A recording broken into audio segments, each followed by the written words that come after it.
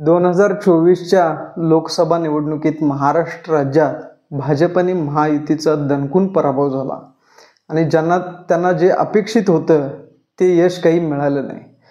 जर यश मिळालं नाही आणि पराभव झाला तर त्या पराभवाचा खापर फोडण्यासाठी काहीतरी शोधावं लागतं आणि हे भाजपने आणि त्यांच्या कार्यकर्त्यांनी शोधून काढलं. ते खापर म्हणजे व्होट जिहाद. व्होट जिहाद हा नवीन वाक्यप्रयोग शब्दप्रयोग ह्यावेळी बघायला मिळाला आणि व्होट जिहाद झाला आणि आमचा पराभव झाला अशा पद्धतीचं ह्या पराभवाचं विश्लेषण भाजपच्या नेत्यांनी केलं. एक वेळ छोट्या कार्यकर्त्यांनी करणं समजू शकतो, पण अभ्यासू देवेंद्र फडणवीस, अभ्यासू असं त्यांचं कार्यकर्ते म्हणतात, ते खरोखर अभ्यासू आहेत की नाही कोणाला माहिती नाही. ते कारण कायम ह्यावरती अभ्यास करू ह्यावरती अभ्यास करू म्हणत असतात, त्यावरून त्यांना अभ्यासू म्हटलं जातं.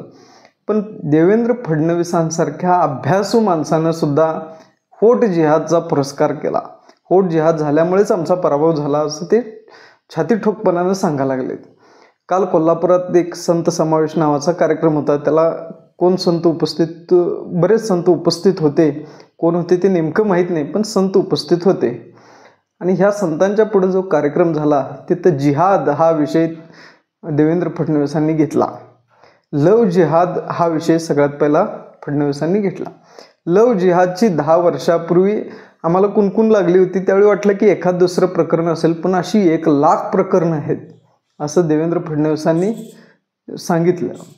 आता देवेंद्र फडणवीसांनी 1 लाख प्रकरणं आहेत अशी सांगून थांबले नाहीत, तर ते म्हणले की मोठ्या प्रमाणात फंडिंग होतं आणि आपल्या मुलींना ते लग्न करून खोटी आयडेंटिटी वगैरे सांगून फसवतात, जाळ्यात ओढतात, त्यांच्याशी लग्न करतात, 2-3 मुलं करतात आणि तिथून सोडून देतात, असंही वर्णन त्यांनी सगळं सांगितलं लव जिहादचं व्हॉट्सअप फॉरवर्डसारखं. आणि 1 लाख प्रकरणं आहेत असं देखील त्यांनी सांगितलं. मात्र हे सांगताना त्यांनी सांगितलं नाही की गेल्या 10 वर्षात केंद्रात आणि राज्यात सरकार कोणाचं आहे. मधल्या 2.5 वर्षाचं उद्धव ठाकरे यांच्या काळातला अपवाद वगळला तर बाकीचे 7.5 वर्षे गृहमंत्री हे देवेंद्र फडणवीस आहेत, महाराष्ट्राचे मुख्यमंत्री आहेत. वर केंद्रात पाहायला गेलं तर गृहमंत्री अमित शहांसारखा हिंदू माणूस आहे. हे असताना लव जिहादची एवढी प्रकरणं कशी झाली देवेंद्र फडणवीस साहेब, असं जर कोणी विचारलं तर फडणवीसांनी अभ्यासूपणे त्याचं काय उत्तर देणार. आणि हे इतके जर म्हणजे मजबूत आहेत, यांच्या गोपनीय यंत्रणा इतक्या चांगल्या आहेत, देश मजबूत आहे आणि देश सुरक्षित हातात आहे असं जर फडणवीस किंवा भाजप ऊर बडवून सांगत असेल तर आता ही लव जिहादाची प्रकरणं 1 लाख झाली कशी, ह्या इतक्या, मग हे लोक खरोखर सुरक्षित किंवा मजबूत आहेत का. म्हणजे कुठेतरी काँग्रेसच्या काळात ते एवढं नव्हतं, पण 1 लाख प्रकरणं जर झाले असतील आणि ते नुसतं हे पाहत राहत असतील तर हे कमकुवत लोक आहेत असं म्हणावं लागेल. हे सरकार सांभाळण्याच्या लायकीचे नाहीत, त्यास पात्र नाहीत, असंच ह्याचं उत्तर होऊ शकतं. लव जिहाद नंतर त्यांचा मोर्चा वळला तो व्होट जिहादकडे. त्यांनी त्यासाठी नाशिक मालेगावमध्ये तिथलं ते उदाहरण दिलं, भामरे विरुद्ध बच्छाव. 4 मतदारसंघातलं लीड जे होतं भामरेंचं ते एकाच मतदारसंघात मोडलं गेलं मालेगावमध्ये ह्या विधानसभेकडून आणि त्यांचा 4-1 हजाराने पराभव झाला भामरेंचा आणि तिथं व्होट जिहाद झाला. ते संघटितपणे मतदान करतात असं सांगतात. पण फडणवीस हे कुठंतरी त्या व्होट जिहादवरती किंवा मुस्लिमांच्या वरती ह्याचा दोष टाकून एक पळ काढून जात आहेत. खरं पाहिलं तर ह्या देशात किंवा ह्या महाराष्ट्रात जो कांदा शेतकरी होता, कांदा उत्पादक शेतकरी होता, कांद्याची निर्यात बंद केल्यामुळं कांद्याला काही देखील भाव राहिलेला नाही. कांद्याची परिस्थिती अतिशय वाईट झालेली आहे. त्यामुळं कांदा शेतकरी हा विरोधात होता. नाशिक, धुळे, नगर ह्या परिसरात हा शेतकरी मोठ्या प्रमाणात आहे. दूध उत्पादक शेतकरी मोठ्या प्रमाणात आहे. सोयाबीन उत्पादक शेतकरी मोठ्या प्रमाणात आहे. ह्या लोकांनी विचार करून अतिशय योग्यरित्या भाजपला नेस्तनाबूत करण्याचा निर्णय घेतला आणि तो काही धार्मिक नव्हता. आणि बरं, तो धार्मिक असता तर तेही लोक बिचारे हिंदूच आहेत. म्हणजे त्यातलं मोठ्या प्रमाणातली लोकसंख्या कांदा उत्पादकांची ही हिंदूच आहे किंवा दूध उत्पादकांची संख्या ही हिंदूच आहे. तर त्या हिंदूंच्या अडचणींनी हिंदूंचं सरकार पाडलं असं म्हणता येईल. त्या ठिकाणी व्होट जिहाद नव्हता का. 14 ते 16 मतदारसंघ फडणवीस सांगतायत, 14 ते 16 मतदारसंघात असा प्रकार झाला व्होट जिहादचा. पण मुळात ह्या देशाचं संविधान बदलायचं, ह्या पद्धतीची भाषणं कोणाची होती? भाजपच्या लोकांची होती. ते असेल किंवा दुसऱ्या बाजूला बघायला गेलं तर शेतकऱ्यांची अस्वस्थता होती, नोकरदारांची अस्वस्थता होती. ह्या सगळ्या लोकांनी जे नाराज होती भाजपवरती, त्या लोकांनी भाजपाविरोधी मतदान केलं आणि ते लोक ज्यादातर हिंदू होते आणि त्यांनीच भाजपला नेस्तनाबूत केलं. दुसरा प्रश्न आरक्षणाचा. आरक्षण करणारे मराठा आंदोलन, मनोज जरांगे हे सुद्धा हिंदूच आहेत. ते मराठा जातीच्यासाठी लढत असले तरी ते हिंदू आहेत. त्या आंदोलनाकडे ह्यांनी डोळं झाक केलं. मग मराठी हिंदू नाहीत का? का त्यांनी जिहाद केला? तर ह्या आंदोलनाचा फटका बसला. मराठा आंदोलनाची कुठंतरी दखल घेऊन आरक्षणासंबंधी काहीतरी उपाययोजना करणं किंवा मनोज जरांगेंशी चर्चा करणं हे महत्त्वाचं असताना कुठंतरी त्या लव जिहादचा विषय मांडणं किंवा इतर गोष्टीवर खापर फोडणं हे फडणवीस करत आहेत. अजूनसुद्धा त्यांना मराठा आंदोलनाची कुठंतरी त्यांना वाटतंय की मराठा आंदोलन हे दखलपात्र नाही.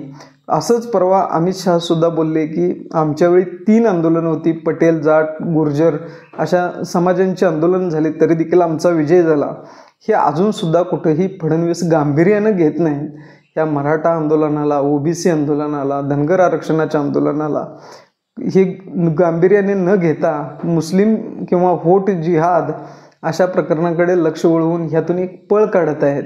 आणि ह्यातून जर असाच ते पळ काढत राहिलेत, या मराठा असतील, ओबीसी असतील, धनगर आरक्षण असेल, ह्या जातींच्या आरक्षणांच्या आंदोलनांकडे जर डोळं झाक केले तर त्याचा फटका निश्चितपणाने विधानसभेला बसणार. हे सांगायला कुठल्या ज्योतिषाची गरज नाही. पण अभ्यासू फडणवीस हे कुठलं काही बघत नाहीत, तर त्यांनी ते फक्त एकच बघतात, मुस्लिम, व्होट जिहाद झाला त्यामुळेच आमचा पराभव झाला. अशा पद्धतीचं एक वातावरण निर्मिती करायची आता लोक काही फार वेडे राहिलेले नाही आहेत. जर राज्यात किंवा देशात तुमचंच सरकार असेल तर मुली पळून जातात कशा?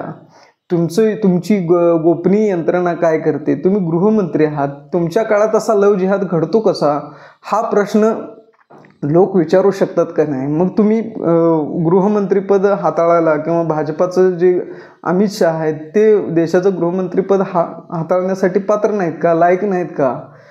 जर इतकी प्रकरणं यांच्या कार्यकाळात घडलेली असतील किंवा 10 लाख प्रकरणात अजूनसुद्धा त्यांनी काल असंही बोलले की फंडिंग होतं या लोकांना आणि ह्या लोकांना कुठंतरी ते नास्तिकतेकडे न्यायचा प्रयत्न करतात. मग तुमच्या हातात इतकी मोठी पोलीस यंत्रणा, ह्या देशाची सत्ता, ह्या बलाढ्य अशा महाराष्ट्र राज्याची सत्ता असताना आणि ते गृहमंत्रीपद तुमच्या ताब्यात असताना तुम्ही नेमकं काय करत होतात? ह्याचं उत्तर कोण ह्याचं उत्तर फडणवीसांच्याकडे काय आहे? फडणवीस काय उत्तर देतील? तर फडणवीस हे फार अभ्यासू वगैरे आहेत असं जे काही त्यांना प्रमोट केलं जातं ते तेवढं काही खऱ्याचं नाही. मुळात मुस्लिम समाज आहे, नाही असं नाही, त्यांचं संघटितपणे मतदान होतं तर होतंच, ती काय पहिलीच वेळ नाही आहे, ही कायमच होत आहे. परंतु ह्या राज्यात शेतकऱ्यांचे प्रश्न आहेत, महिलांचे प्रश्न आहेत, आदिवासींचे प्रश्न आहेत, दलितांचे प्रश्न आहेत, अशा सगळ्या लोकांचे प्रश्न आहेत. ते सोडलं तर जात वाईज आंदोलनाचे देखील प्रश्न आहेत. मराठा समाजाचं आंदोलन आहे, धनगर समाजाचं आंदोलन आहे. ह्या सर्वच ज्या गोष्टी आहेत त्यांच्याकडे दुर्लक्ष करून कुठंतरी व्होट जिहाद होतोय अशा पद्धतीने त्यावरती अपयशाचं खापर फोडून ते स्वतःला सोडून घेऊ पाहत आहेत.